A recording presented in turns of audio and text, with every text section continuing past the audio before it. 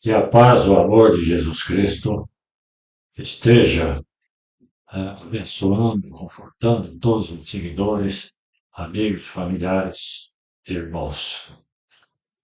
Estamos editando uma série de vídeos sobre os últimos passos de Jesus na Terra.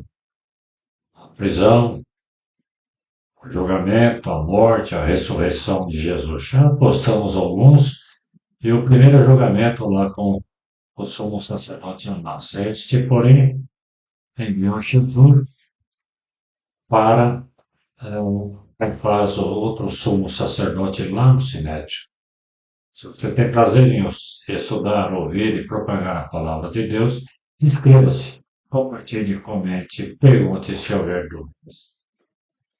Como Jesus fora enviado ao Sinédrio, mais especificamente a Caifás, o sumo sacerdote, durante o trajeto os que detinham Jesus zombavam dele, desferindo-lhe pancadas.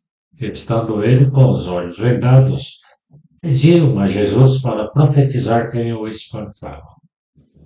No sinédrio estavam reunidos os escribas e os anciões e os maiorais.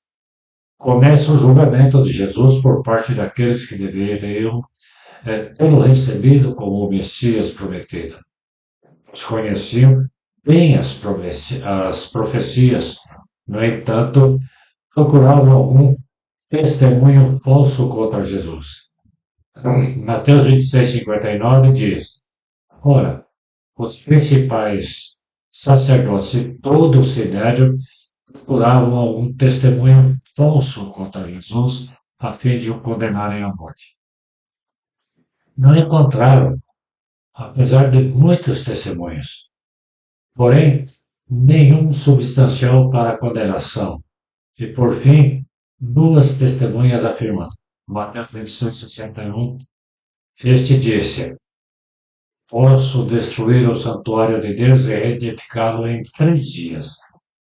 Este testemunho era verdadeiro. Realmente Jesus havia dito.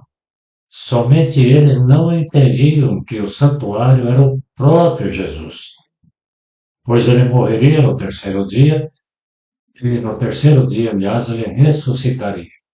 Assim como todos aqueles que por ele foi salvo, se torna templo do Espírito Santo. 1 Coríntios 3,16, claro nisso. Não sabeis que sois santuário de Deus e que o Espírito de Deus habita em vós? Isto estava oculto aos sacerdotes e aos principais do sinédrio.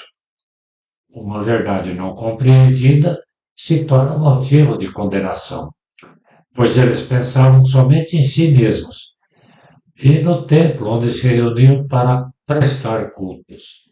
Porém, não honravam o templo também. Esta falta de entendimento os levou para um ato de revolta diante do silêncio de Jesus.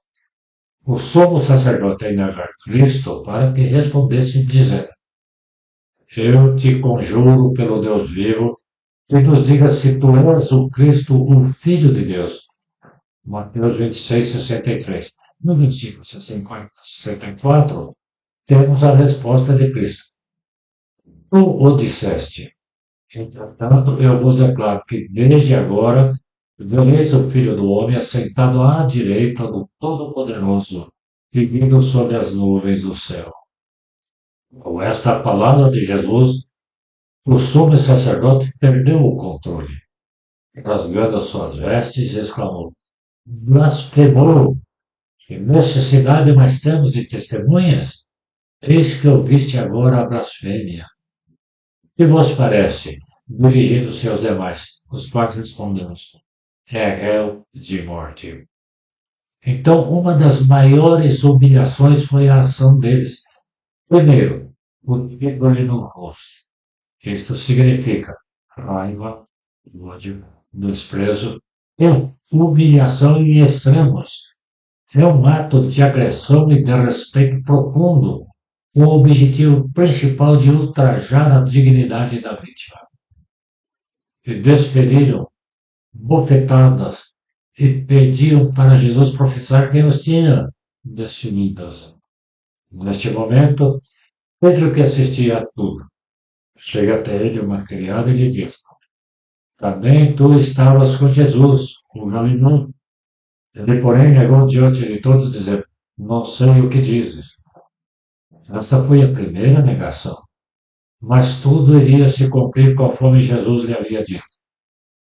Ele então foi para o alpendre, e outra criada disse a todos que estavam ali: este também estava com Jesus. Ele negou outra vez com juramento: não conheço este homem. Esta foi a segunda vez que ele nega Jesus.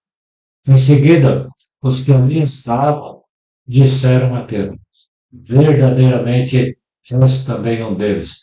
O teu modo de falar o denuncia. Então, pela terceira vez, Pedro nega Jesus com uma atitude inesperada. Ele começou a praguejar e jurar: não conheço este homem. Então, matou o galo. Pedro se lembrou que Jesus lhe dissera: antes que o galo cante, me negarás 3 vezes. E saindo dali chorou amargamente.